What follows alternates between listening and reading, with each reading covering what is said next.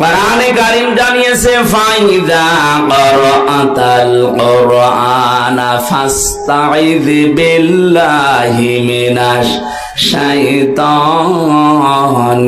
রাজিম। বলেন আল্লাহু আকবার।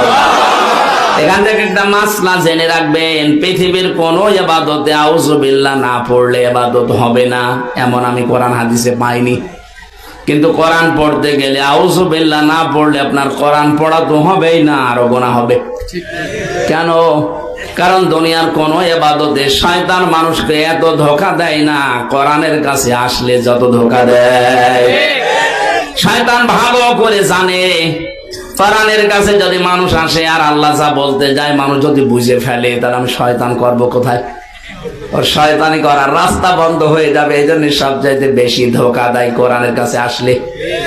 এই জন্য কোরআন পড়ার আগে আল্লাহ বলেছেন আগে আউযু বিল্লাহ পড়ে শয়তান থেকে আত্মরক্ষা কর আমার কাছে বল। আউযু বিল্লাহি মিনাশ শাইতানির রাজিম। বিসমিল্লাহির রহমানির রহিম। ইয়া আইয়ুহাল্লাযীনা আমানু দুখুলু ফিস-সিলমি কাফা। সাদাকাল্লাহুল আযীম। কোরআনে কারীমের তাফসীর করতে হলে সামনে যে 13টা জিনিস রাখা লাগে, উসুলে তাফসীরের নিয়ম হচ্ছে তার আগের আয়াত পরের আয়াতের সাথে সম্পর্ক কি, এটা আলেমরা জানবে। এরপরে মাতৃভাষায় অর্থ করা লাগে, শুদ্ধ তেলাওয়াত করে শোনানো লাগে। এখান থেকে ঐতিহাসিক প্রেক্ষাপট কি আছে, শানে নজুল ব্যাকগ্রাউন্ড কি আছে এইটা। এরপরে এখানে শিক্ষা আল্লাহ কি দিতে চান, এখান থেকে শিক্ষা নিয়ে আপনি বাড়ি পর্যন্ত কি নিয়ে যেতে চান, এইগুলো এই আয়াত থেকে বের হবে। তাহলে প্রথম শব্দটা কোরআনে কারীমের এই আয়াতের ভেতরে সেলমন বা সালমন। ইয়া আইয়ুহাল্লাযীনা আমানু উদখুলু ফিস-সিলমি, আসল শব্দ এটা। এই যে সিনের উপরে যদি কেউ জবর দিয়ে পড়ে সালমন হয়, বাংলা অর্থ হয় শান্তি। আর সিনের নিচে জের দিয়ে পড়লে বাংলা অর্থ হয় ইসলাম।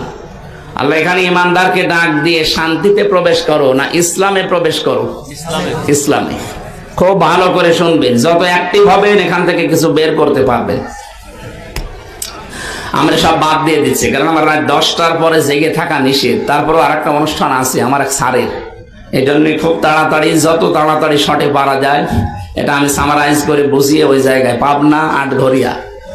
আমার মনে হয় ও ছাতা যেতে যেতে ফজরে আজান দিয়ে দেবে। তারপর ও বিশ্ববিদ্যালয়ের স্যার তো ডক্টর গোলাম রব্বানী, গোলাম মাওলা আমার সাথে যে এসেছে ওনাদের স্যার। আমার ম্যাডাম পড়তো ওনার কাছে দাওয়া বিভাগে। এখন কি করবো, ভার্সিটির স্যার কথাও ফেলা যায় না, এদিকে আমিও পারি না, স্যারও ছাড়ে না। আল্লাহু আকবার, এরকম হয়ে গেছে। আজকে দিনের বেলা আবার সেই কালী হাতি ছিল, এখন আবার এইটা, এরপরে রাতে ওইটাতে। আমার তো বেঁচে থাকা লাগবে। ওনারা ভেতরে তো চিকিৎসাও দেয়নি, কারারক্ষী বসে আছে, জিজ্ঞাসা করেন ও ভেতরে যে ডাক্তার আছে ও সব রোগের এক ডাক্তার। আপনি যে কথাই বলেন, কেউ যদি বলে আমার মাথা ব্যথা যা দেয়, কেউ যদি বলেন নমু ব্যথা। আমি একজন পেয়েছিলাম নিচতলায় থাকতো, ওর সেই লজ্জাস্থান ফুলে এইরকম মোটা হয়েছে। ও মহিলা ডাক্তার তো, যে বলছে যে ম্যাডাম এই দেখেন, বলছে ওইরকম হয়। ওই ছেলে এসে আমাদের কাছে বলছে হুজুর আমি দেখালাম বের করে যে এই দেখেন কি। ও ম্যাডামে আমরা বলছে যে ওই রকম হয়। কি করবো বলেন তো, এ তো কমে না ফোলা। ভেতরে বুঝলাম যে যেরকম ডাক্তার 10,000 মানুষ 4 জেল মিলে, ডাক্তার একটা করবে কি, যে যা যায় ওই একই বড়ি দিয়ে দেয়। এই জন্য মাথা ব্যথাও যা, পেটে ব্যথাও যা, অন্য ব্যথাও তাই, সব ব্যথার একই বড়ি। আমাদের চিকিৎসা আসলে ভেতরে ছিল না। আমার অবস্থা খুবই খারাপ ছিল। আলেমদের সাথে ছিলাম, যেহেতু মাওলানা মামুনুল হককে একটু কড়াকড়ি, আমারও কড়াকড়ি। মাথা থেকে শুরু করে বলে যে ডায়াবেটিস হয়ে গেছে, 19 চলছে ডায়াবেটিস। অথচ ভেতরে যাওয়ার আগে আমার ডায়াবেটিস কি এরকম জানতামই না।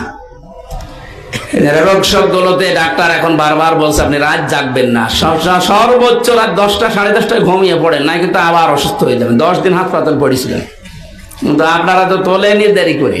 মাদ্রাসার মাহফিল গুলো বেশিরভাগ হয়, এরা তোলে কালেকশন রাত 9টা 10টায় তোলে, শেষে 11টা, 11:30 বেজে যায়।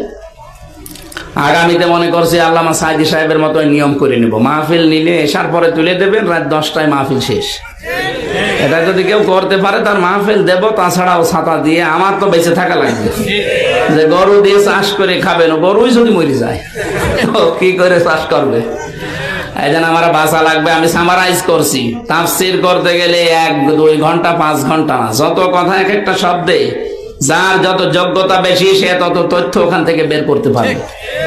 তা আমরা দেখি কত দূর পারি, আমি তো ছোট মানুষ।